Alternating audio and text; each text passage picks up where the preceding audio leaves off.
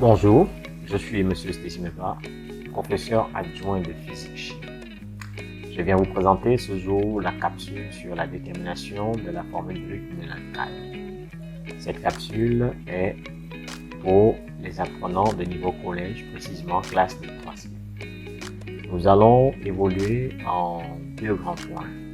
Premier point, la formule générale des alcanes, nous allons la présenter, puisque pour la déterminer, pour déterminer la formule brute d'un alcane, il va falloir, pour l'apprenant, connaître et comprendre l'écriture de la formule générale des alcanes. Et en deux, nous allons voir deux situations de détermination de la formule brute d'un alcane. La première, lorsqu'on connaît le nombre n d'atomes de carbone, et la deuxième, lorsqu'on connaît son nombre d'atomes d'hydrogène. Pour ceux qui nous suivent pour la première fois, je vous invite à vous abonner, à liker et à partager cette vidéo afin d'en faire bénéficier le plus grand nombre. On attaque le grand 1, formule générale des alcanes. La formule générale des alcanes s'écrit CnH2n plus 2, avec n entier naturel de nombre nul, désignant le nombre d'atomes de carbone présents dans la molécule.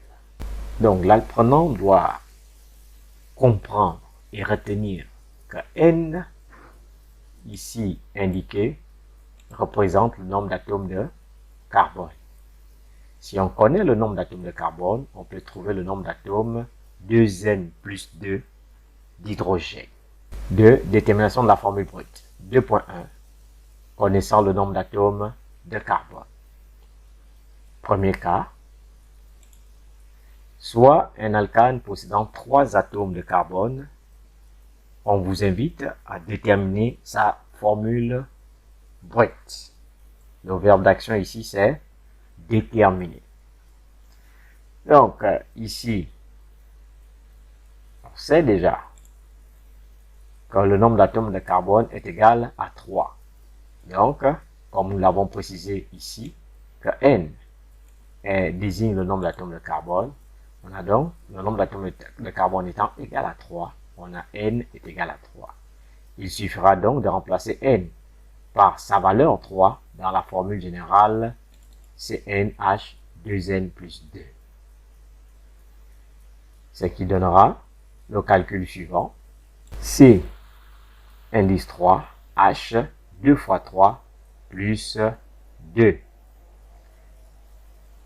H 2 est en indice, 2 fois 3 ça fait 6, plus 2 ça fait 8, ce qui donne la formule brute suivante, C3H8.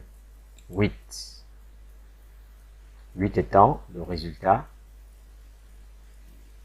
de ce qui est inscrit en indice de l'hydrogène H. Donc voilà, si on connaît le nombre d'atomes de carbone, il suffit de remplacer ce nombre dans la formule générale.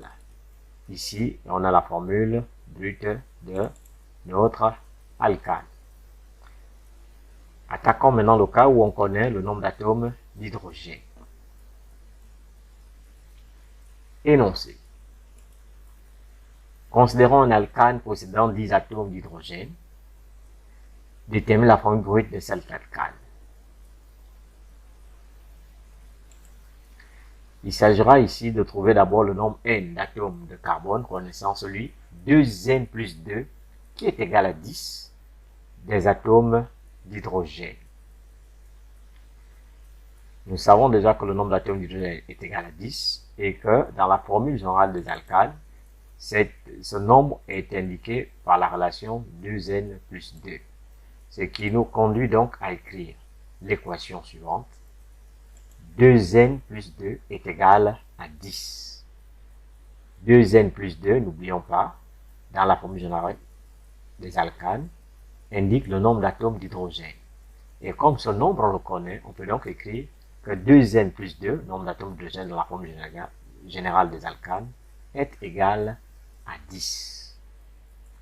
On est donc en présence d'une équation de degré 1 dont nous devons déterminer n. On a donc 2n est égal à 10 moins 2. 10 moins 2, ça fait 8. On aura donc 2n est égal à 8. On est devant une équation de type ax est égal à b.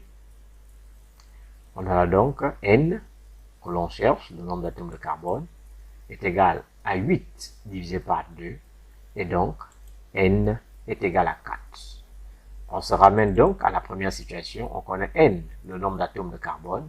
Il nous suffit donc de remplacer n par 4 dans la formule générale des alcanes ici.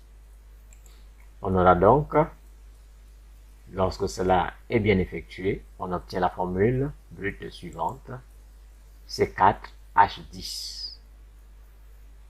On va refaire le calcul ensemble. Ça fait C4H, 2 fois 4, ça fait 8, plus 2, ce qui donne 10. Formule brute du butane. C'est ainsi que nous achevons cette capsule sur la détermination de la formule brute d'un alcane niveau collège. Pour ceux qui nous suivent pour la première fois, je vous invite à vous abonner et à liker la vidéo. Je suis Monsieur Stissimeva, professeur adjoint de physique chimie, et je vous dis à la prochaine.